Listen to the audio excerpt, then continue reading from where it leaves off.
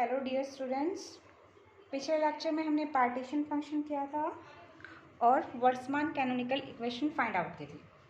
आज का हमारा टॉपिक है the mono atomic ideal gas या फिर classical ideal gas. The mono atomic ideal gas या फिर इसे हम क्लासिकल आइडियल गैस भी बोलते हैं।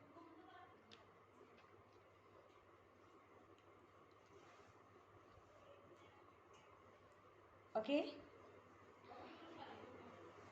अब देखो, अगर हम वन मोनोएटॉमिक गैस की बात करें तो उसमें कौन सी मोशन होती है? सिर्फ ट्रांसलेशनल मोशन होती है, ना तो उसमें वाइब्रेशनल मोशन होती है और ना ही उसमें रोटेशन मोशन होती है।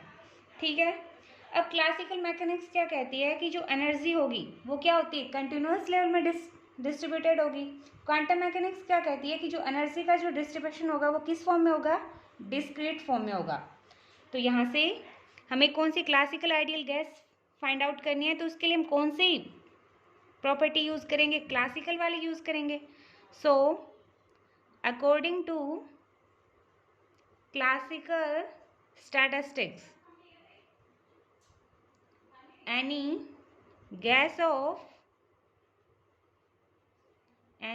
gas of volume V, then the number of energy state in momentum interval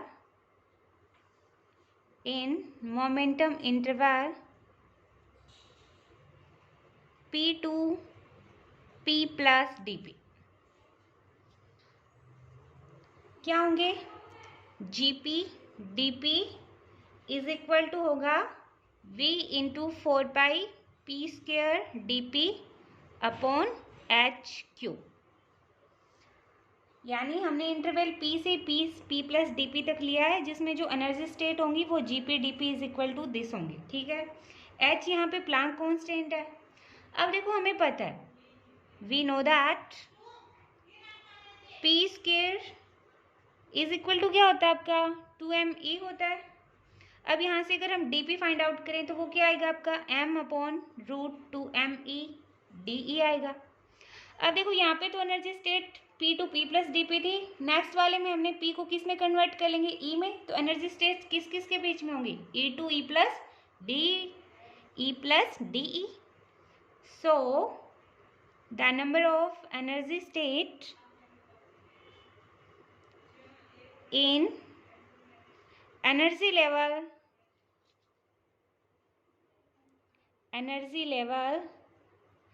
E2 E plus DE क्या होगा? P की जगह आप क्या पुट कर दो?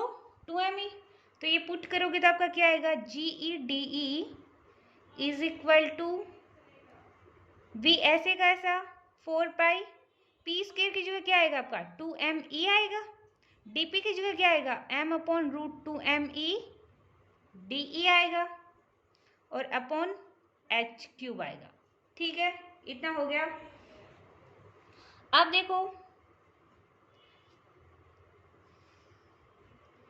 4 2 कितने हो रहे हैं? 8 हो रहे हैं। मैंने इसमें से 2 ले लिया, पाई ले लिया, V ले लिया, H क्यूब बार ले लिया।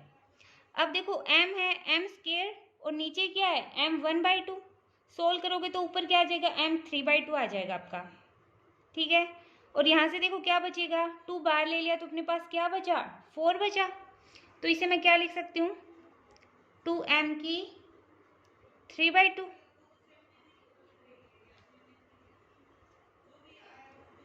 और साथ में एप्सिलॉन E 1/2, क्योंकि एप्सिलॉन रूट यहाँ पे है, यहाँ से सोल्व करोगे तो एप्सिलॉन 1/2 बचेगा DE।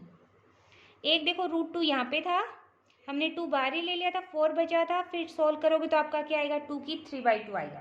ठीक है, यहाँ तक हो गया। अब देखो, हमें पता है पार्टीशन फंक्शन क्या होता है। Partition function Z is equal to होता है आपका 0 to infinity G E to the power minus epsilon upon K T D E. ठीक है, जी यहाँ पे डीजनरेसी है, कंटिन्यूस ले रहा है, तब हमने 0 टू इनफाइनाइट कर दिया। अगर डिस्क्रीट ले तो आप यहाँ पे क्या यूज़ करते, समेशन यूज़ करते। ठीक है, और सेम ही है, कल हमने लिखा था ना g E to the power minus e beta e, वो वाला सेम ही है। अब देखो यहाँ पर आप वैल्यू किसकी पुट करोगे, जी ई डी ई की वैल्यू पुट करोगे आप। तो जी ई डी ई की वैल्यू पुट करोगे तो आपका क्या आएगा, 2πv upon H cube, 2m की 3/2 तो कहाँ गया, बाहर आ गया। अंदर 0 टू इन्फिनिटी एप्सिलॉन 1/2 और e to the power minus epsilon upon K T D E आ गया। अब देखो इसकी जो वैल्यू होती है 0 to infinite epsilon 1/2 e to the power minus epsilon upon K T की वैल्यू होती है √π/2 के टी की 3/2, यानी इसकी वैल्यू क्या होती है, √π/2 के टी की 3/2। तो ये वाली पुट कर दो इसमें, तो partition function z is equal to आपका क्या आ जाएगा, 2πv upon H cube, 2m की 3/2 और इसकी जगह √π/2 के टी की 3/2 हो गया। अब देखो z, अब यहाँ पे देखो आप लोग 2 से 2 गया, हो गया। यहाँ पे पाई है, यहाँ पे पाई 1/2 क्या बन गया, पाई 3/2 बन गया। तो 2 ये था ही 3/2 के अंदर, पाई और आ गया, m भी 3/2 के अंदर था। अब देखो के टी भी 3/2 है, हो गया, और v अपॉन एच क्यूब। तो ये क्या आ गया, partition function for an monoatomic ideal gas या फिर मोनोएटॉमिक क्लासिकल गैस। अब देखो इसकी हेल्प से हम क्या क्या फाइंड आउट करेंगे, total energy of the gas and specific heat of the gas. So next topic है हमारा, इसमें फर्स्ट पॉइंट फाइंड आउट करेंगे हम पार्टीशन फंक्शन की हेल्प से, total energy of the gas. Okay,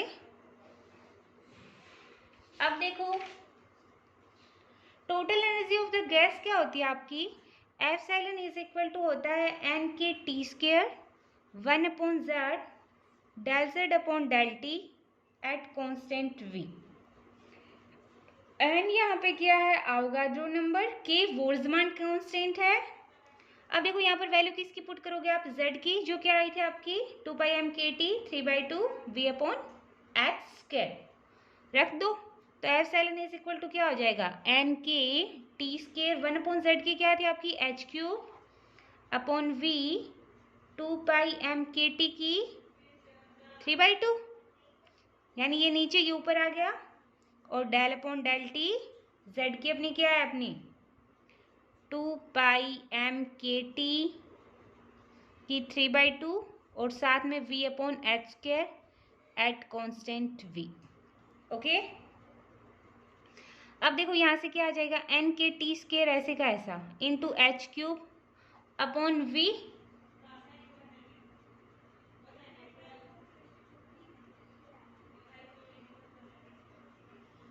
to pi M K T की 3/2 है ही।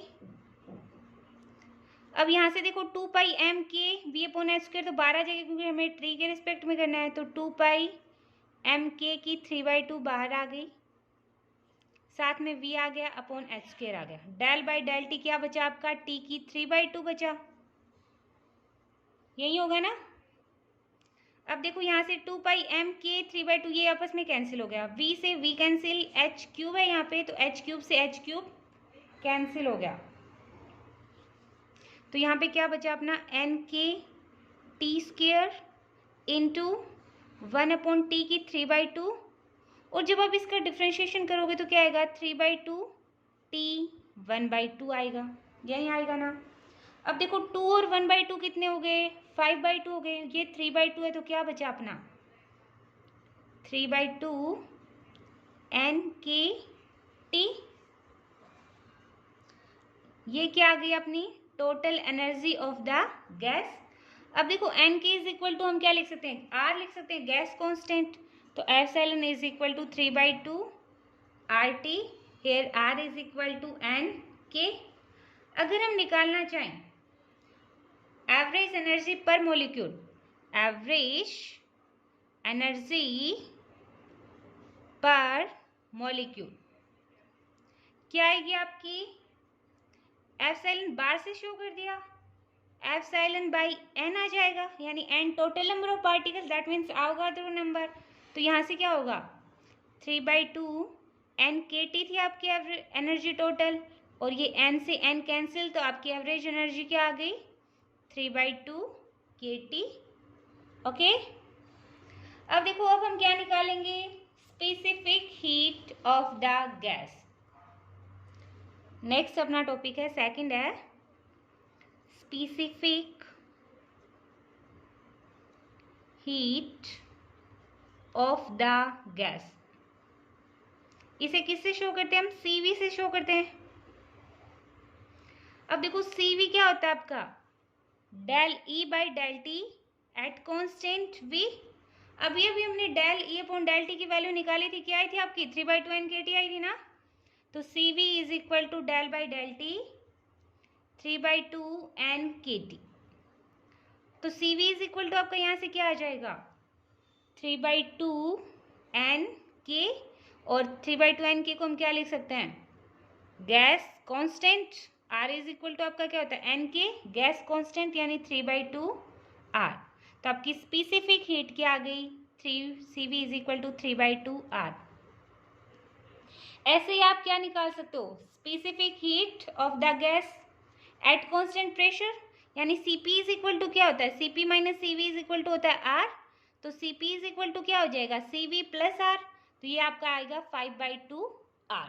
Okay, अब देखो लास्ट पॉइंट है अपना, थर्ड पॉइंट है state equation of gas. State equation of gas. सबसे पहले हम प्रेशर होता है आपका P is equal to NKT del upon del V log Z at constant T। ओके, अब यहाँ पर हम आपकी ये देखो, आपको फॉर्मूले भी याद ही करने पड़ेंगे, ठीक है? पार्टीशन फंक्शन के हेल्प से हम ये फाइंड आउट तो करते हैं, लेकिन वो जो वाले आपके टॉपिक हैं वो आपके MSc लेवल पे हैं। इस वक्त आपको क्या ध्यान में रखना है? फॉर्मूले ही ध्यान रखने पड़ेंगे। तो यहाँ पे Z की वैल्यू पुट करोगे तो उस कंडीशन में क्या आएगा? NKT del upon del V log V अपॉन H³ 2πm KT की 3/2, ये होता है। अब देखो यहाँ पे सोल्व करोगे तो क्या आएगा? NKT upon V।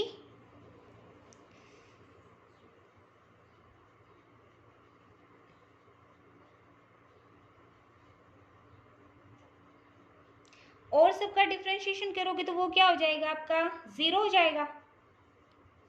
सिर्फ हम किसका करेंगे? V वाले का करेंगे, और सबका आप जब डिफरेंशिएशन देखोगे तो वो आपका 0 हो जाएगा। तो उस कंडीशन में हम कौन सा पार्ट लेंगे? कंसीडर सिर्फ V वाला, और log V का डिफरेंशिएशन क्या होता है? 1/V। अब देखो यहाँ से NK इज इक्वल टू क्या होता है? R। तो P इज इक्वल टू हमारा क्या आ गया? RT upon V। और यही आपकी क्या होती है? Gas equation for 1 mole. PV is equal to RT. This is known as state equation of gas for 1 mole. State equation of gas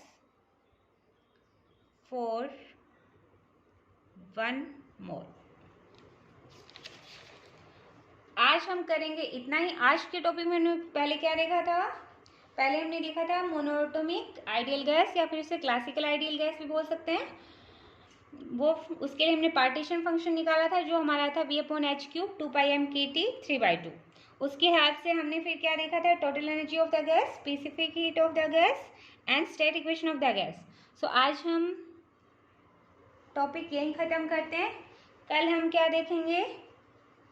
कल का हमारा टॉपिक होगा पार्टिकल्स को पहले तो हम डिफ्रेंशिएट करेंगे, और उसके बाद हम तीनों स्टैटिस्टिक्स पढ़ेंगे। कौन सी? Maxwell, Bose Einstein and Fermi Dirac. So आज के लिए थैंक यू।